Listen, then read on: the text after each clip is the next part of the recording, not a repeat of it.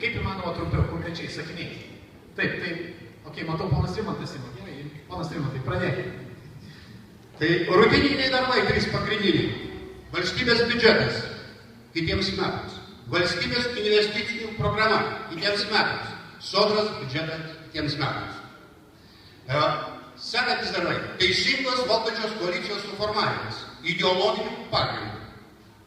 Ir veiklios vyriausybės suformavimas nuo dalykinių pagrindų. Okay. Taigi, jeigu mes jau tokios tvarkos priėm, tai ponas Remigijų, tada jūs 3 konkretus darbai. Ne, aš pasakysiu šiek tiek kitaip. Iš tiesų, ar 3, ar 4, ar 5 niekad neužteks. Aš manau, kad svarbiausia yra principas tai, kad pagrindinė nuostata, pagrindinė vertybė tai yra atsakingo žmogaus laisvė. Jeigu valdžia nenurodinės žmogui, kaip rašyti pavardę, kaip su kuo gyventi, susilaukti vaikų ar ne, o paprasčiausiai išklausys, ką jisai sako, nes kalba atsakingai, kalba protingai ir pats nusprendžia, aš manau, tada išsispręs labai daug problemų, kurias mes girdėjome šiandien. Ką jūs darytumėte dėl to? Aš manau, kad tai, ko žmogus, atsakingas žmogus nori padaryti ir kuris neprieštarauja įstatymams, ką mes turim daryti, grįžti vėl prie tokių elementarių dalykų. Dirbtinis atvaisinimas. Kodėl mes turim prieštarauti? Pavardės užrašymas teisingai su W, kodėl mes turim prieštarauti? Ir eilės visų kitų dalykų. Ponas Darius? Taip, Seime savo darbą įsivaizduoju visą kadenciją, todėl mano pastangos ir būtų nukreiptos į šitos dalykus. Pirmiausia, tai turim pradėti skatinti ir priimti įstatymus, kurie skatintų mūsų eksportą ir ekonomiką. Be abejo, tradicinės šeimos stiprinimas ir palankių įstatymų šeimai priėmimas, ar tai būtų, tarkim, gyventojų pajamų mokesčio įstatymas ir 0 tolerancijos korupcijai. Okay, ponas Saulius. Taip, tai kartomis, kas sakė ponas Rimantas, ir nesikartosiu, kad kurie pagrindiniai darbai, kurie bus privalomi ilgos kadencijos Seimo. Tai, mano nuomonė, dirbti reikia ne 3 pagrindinius darbus, dirbti reikia visą laiką ir tos darbus atlikti tvarkingai ir sąžiningai. Ir nepamiršti, kad esi atskaitingas savo rinkėjams. Reikia nuolat su savo žmonėmis bendrauti, nuolat būti Jonaviečiu, nuolat būti Jonavoje ir klausti žmonių, kas dar jums yra svarbu kiekvieną dieną.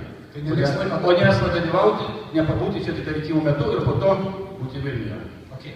Aš skaitau, pagrindinis darbas yra būti atskaitingam savo rinkėjams. Okay, ponas Gintaras. Čia mes įdomėjom. Tai pirmiausia, darbas aišku, yra biudžetas, pinigai, reikia suskaičiuoti pinigus. Man taip jau analizavus straipsnius, Lietuvoje mes tų pinigų turim, tai mes suskaičiuoti labai mokam. Antras uždavinys, tai toks, kurį skelčiau, tai vis dėlto pas mus nesąmonė yra dabar.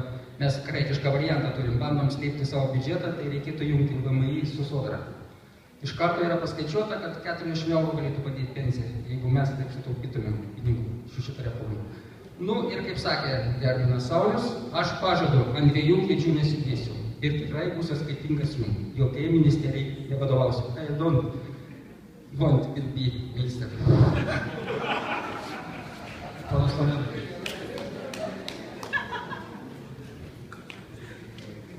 Pirmiausia, ką padaryti, tai pirmas dalykas, kad Seimo narių skaičių mažinčiau iki 101, nes dabar Baltarusijai rinkimai ir Baltarusija kelis kartus didesnė, ir tenai 111 Seimo narių yra. Tai ten turbūt nei vieno nereikia Seimo nario šiandien. Čia ne tiek gal ekonominė nauda būtų, bet parodyti tautą, kas gali ir Seimo nariai ir dėl tėvynės aukotės. Antras dalykas, socialinis, 25% žemiau skurdo ribos, tai reikia šitos žmonės gelbėti, nes jie skursta ir kiekvieną dieną ir tenai alkoholizmas, ir muštynės, ir nelaimės. Ir trečias dalykas, tai reikėtų pajamų apmokestinimo peržiūrėti, nes dabar darbo užmokestis apmokestinamas apie 80%, kaip dividendai ir pajamos turtingųjų apie 15% ir kitų kirpėjų ar tenai kitų yra 20%. Tai turėtų jie vienodai būti, kad tai būtų mokesčiai mokami ne pagal darbo rūšį, o pagal pajamas. Kaip ir ponia Raimonda, jūsų 3 darbai? Socialinės atskirties mažinimas ir kovos su korupcija. Korupcija užknisa juodai. Taip, ačiū Jums.